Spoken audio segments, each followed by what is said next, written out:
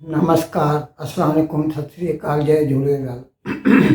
मैं हूं जी प्रेम मटलानी और आप देख रहे हैं हालात हाजरा का प्रोग्राम। हकीकत ये है, इब्तदा में आपसे दरख्वास्त है, चैनल ज़रूर सब्सक्राइब करें।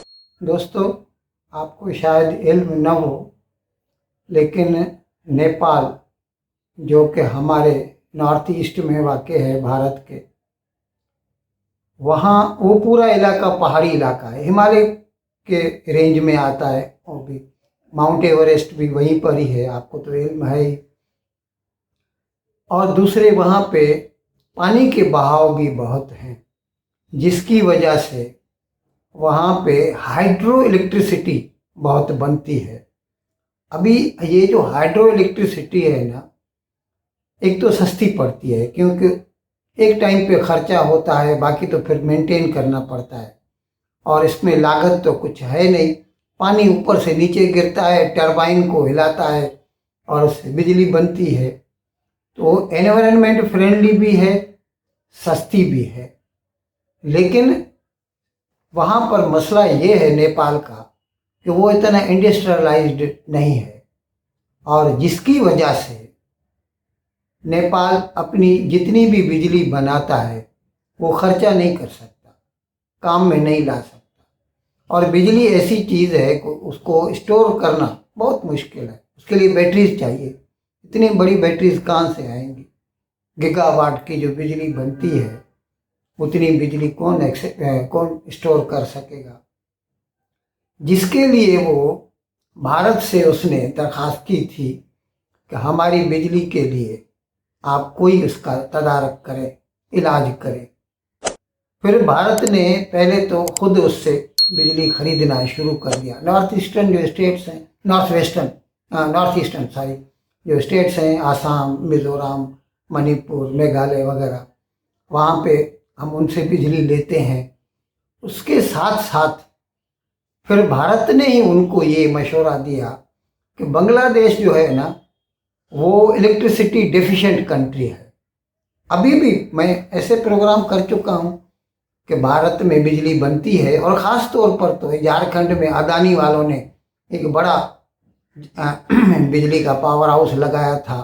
कोयले से थर्मल पावर प्लांट है, वहाँ से जो बिजली 2 गीगावाट बनती है, वो सीधी सारी की सारी, पहले तो सारी की सारी बांग्लादेश को जाती थी। और अभी क्योंकि उनके ऊपर बकाया जात बहुत निकलते हैं, और बांग्लादेश ने जब से ये नई सरकार आई है पेमेंट नहीं की बिजली की, जिसकी वजह से उन्होंने आधी कर दी थी सप्लाई। अब पता चला है कि थोड़ी बहुत पेमेंट शुरू कर दी है। तो भारत ने ही उनको ये मशवरा दिया कि आप चाहें तो बांग्लादेश को ये बिजली बेच सकते हैं, और हम इसमें आपके लिए एक फैसिलिटेटर का काम करेंगे।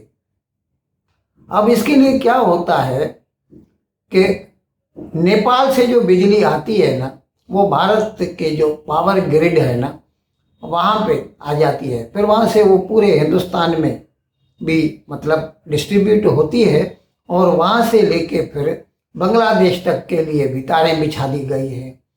और अभी 2 रोज़ के बाद, आज इतवार का दिन है, जुमे की बात कर रहा हूँ, तीनों मुल्कों के जो पावर मिनिस्टर हैं, बिजली के वजीर हैं, अभी बांग्लादेश में वो एडवाइज़र कहते हैं, डिफेक्टिव चीफ मिनिस्टर। तो तीनों मुल्कों के जो पावर मिनिस्टर हैं, उन्होंने नेपाल की बिजली बांग्लादेश को सप्लाई होना उसका इफ्तिताह किया, मुहूर्त किया उसका, और शुरू हो गई है वो। ये होता है जब पड़ोसी एक दूसरे का भला करना चाहते हैं। अब इसमें हिंदुस्तान को कोई फ़ायदा नहीं है। हो सकता है थोड़ी बहुत सर्विस चार्ज लेता हो हिंदुस्तान उससे, लेकिन सीधा सीधा दोनों मुल्कों का फ़ायदा है। नेपाल को पैसा मिल जाता है, उसकी जितनी बिजली बनती है वो उसका पैसा भी बनता है और ज़ाया भी नहीं होती। दूसरे बांग्लादेश बहुत इंडस्ट्रियलाइज्ड हो गया है, आपको मालूम है, इस वक्त रेडीमेड में दुनिया में 1 नंबर पे है, तो उसको तो बहुत बिजली चाहिए, और उसको बिजली मिल जाती है, जबकि उसके पास अपने इतने पावर जनरेटर्स नहीं है, पावर प्लांट नहीं है।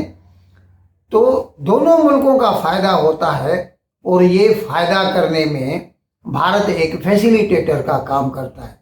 और ये मैं आपको इसलिए भी बता रहा हूँ ख़ास तौर पर कि जब से ये नई सरकार आई है मोहम्मद यूनुस की, 5 तारीख को शेख हसीना वाजिद को फौज ने हटा दिया बांग्लादेश में, वो हिंदुस्तान चली आई। 8 तारीख को मोहम्मद यूनुस ने चीफ एडवाइज़र के तौर पर, प्राइम मिनिस्टर ही है वो समझो, उसने ये ओहदा संभाल लिया। उसके बाद से यके बाद देगरे हिंदुस्तान को धमकियां देते रहते हैं। एक बार तो एक ढाका का प्रोफेसर था, उसने एक सेमिनार में कहा, मैं कहता हूं पाकिस्तान अपने न्यूक्लियर मिसाइल यहाँ पे आके बांग्लादेश में आके हिंदुस्तान की सरहद पर नस्ब कर दे, यानी वो हिंदुस्तान को सीधा करना चाहते हैं। बावजूद इसके कि हिंदुस्तान के जो भी अवामिल होते हैं वो बांग्लादेश के मुफाद में होते हैं शुरू से लेके, आप देख लीजिए। अभी यही जैसे मैंने अर्ज किया, इसके अलावा मैं बता चुका हूँ कैसे बांग्लादेश को पाइपलाइन के थ्रू डीजल और पेट्रोल देता है, और वो भी उधारी पे, जिसका पैसा मिलने में वक्त लग जाएगा भारत को। और बांग्लादेश वाले हिंदुस्तान को गालियां देते रहते हैं। और औधिरमान वहाँ का एक ह्यूमन राइट्स वॉच है बांग्लादेश का, उसने बताया कि किस तरह सैकड़ों लोगों का कत्ल हुआ है। ये जो हुकूमत की बदली हुई अगस्त के बाद, 5 अगस्त के बाद, जाहिर है उसने नाम नहीं दिए, वो सब हिंदू ही मारे हैं उन्होंने। इसके बावजूद हिंदुस्तान आज भी बांग्लादेश का भला करता है। अब इसका आप मुआवजा पाकिस्तान से कीजिए। एक वक्त था ईरान ने मशवरा दिया था, ईरान के पास तेल और गैस बहुत है, आपको तो इल्म है, it is rich in natural resources. Iran ने कहा था हमारे यहाँ से गैस हिंदुस्तान तक जाए, पाकिस्तान से गुजरे, पाकिस्तान भी इस्तेमाल करे, हिंदुस्तान भी इस्तेमाल करे, उसमें तीनों मुल्कों का भला होता। ईरान को गैस का पैसा मिलता, पाकिस्तान को गैस भी मिलती, और जो राहदारी है उसकी चार्ज भी मिलती। जितनी गैस वो पाकिस्तान के थ्रू भारत तक पहुंचती, उसके ऊपर उसको कमीशन मिलती। लेकिन पाकिस्तान की सूरत हाल तो ये है कि वो जो कहते हैं ना कि एक बंदे को खुदा ने एक वरदान दिया, उसको बोला कि तुम जो मांगोगे तुम्हारे पड़ोसी को डबल होके मिलेगा। तो वो क्योंकि जलता था पड़ोसी से, इसीलिए उसने कहा कि खुदा मेरी एक आँख ले ले ताकि बड़ो पड़ोसी की दोनों आँखें चली जाए। तो पाकिस्तान की हालत ये है, बावजूद इसके कि उसकी मईशत बहुत सकीम है, एकदम बर्बाद हो चली है। $1 बिलियन के लिए IMF के आगे नाक रगड़ते हैं। चीन वाले कितनी उनको जलील करते हैं, कैसी कैसी। अभी आपको मैंने एक वो दिखाया था, एक जो गाना बनाया है उन्हें, पाकिस्तानी मुल्ला कैसे जो है जूते पॉलिश करते हैं चीनियों के, ये हालत है। लेकिन उसके बावजूद भी वो हिंदुस्तानियों से नफरत करते हैं, और उन्होंने मना कर दिया, नहीं ये गैस पाइपलाइन यहाँ से नहीं गुजरे।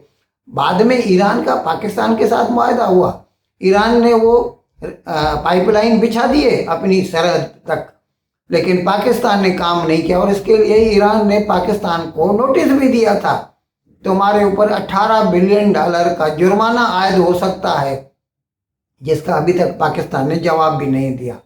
इसी तरह तुर्कमेनिस्तान जो है सेंट्रल एशिया का मुल्क है, सोवियत यूनियन का एक हिस्सा होता था, मुसलमान मुल्क है वो भी, अफगानिस्तान के नॉर्थ वेस्ट में पड़ता है, वहाँ भी गैस बहुत निकलती है।